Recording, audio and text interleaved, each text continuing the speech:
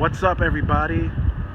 Welcome again to my channel. Another video here, just chilling in Greenpoint, Brooklyn, and wanted to get on here and just talk about guilt language.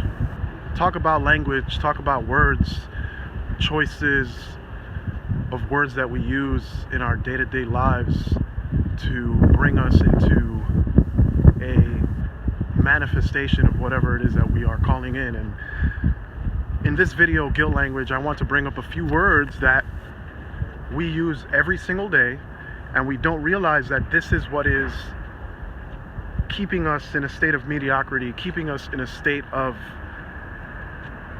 not fulfilling your full potential. And these are the words.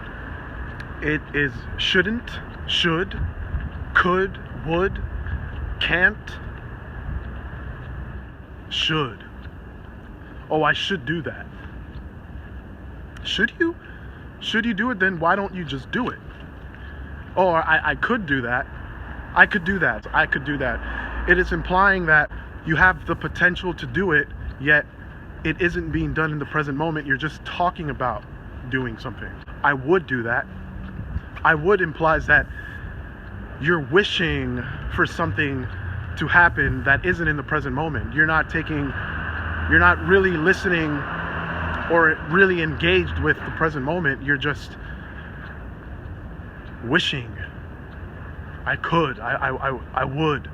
These words are keeping us away from it actually happening. We're just now bringing the past into the present moment, and we are not taking control or responsibility of the present moment. We are just kind of marginalizing it, just putting it to the side and being like, yeah, well, you know, that would be great if it was here in the present moment, but I'm just talking about the past or the future. I'm not really in the present moment right now. It is keeping us from entering and sitting in our power. This is not our fault.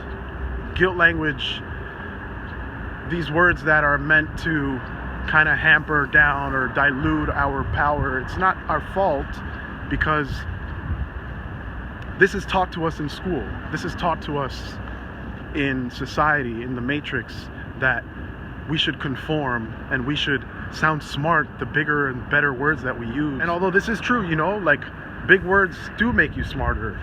Like, you know, the word onomatopoeia, or ubiquitous, or, you know, transmission. That they're there to make you feel guilty, shameful, fearful, keeps you in a state of lack, in a state of fear. Because if you should have done something, then that means you didn't do it. That means it didn't happen. Therefore, how do you feel about it not happening? The shouldn't is a gateway for your imagination to start creating all the reasons why it was great if it should have happened, but it didn't. So because it didn't, now you're stuck with the fact and the reality that it didn't. Same thing with could, and would, and should. Same thing with all these words. I think the words that are the exact opposite to these words, for me, cures this, is instead of saying I would, I will. I will do that. And then now that primes my brain to be like, okay, yes, I'm gonna do it now. And now here I am doing it. Or, you know, I could do that. How about I can do that? I can, therefore I will, and now here I am doing it. I should do that. No, I did do that. It's been done. Now we're talking about something that has been done. We can talk about that because the results are there. And it's really just taking the responsibility to be conscious of the word choices and the vibration and the intention that we're using when we're using words. Because when we're not conscious of what we're speaking into existence, then we're going to be very sorry about what is actually manifested in front of us. And then we don't want to take responsibility for it, because that's what the Matrix has taught us. Are we aware of the words that we are deciding in the present moment Are we filling those words with the primordial essence, energy that you have and only you have? And are we filling those words with that? I feel like because we live in a primarily dominating, fear-based society, that's usually not the case. The reason why people are stealing shit from people is because, man, if I had, I should probably steal this guy's, you know what I mean, man?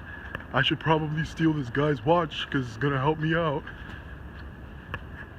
The truth of the matter is, yes, it could protect us at the same time, because if there is a time and place where you had to, I was gonna get robbed at the store, so thankfully I didn't get robbed, because if I would have given him a reason to, he would have done that. So I'm thankful that he didn't.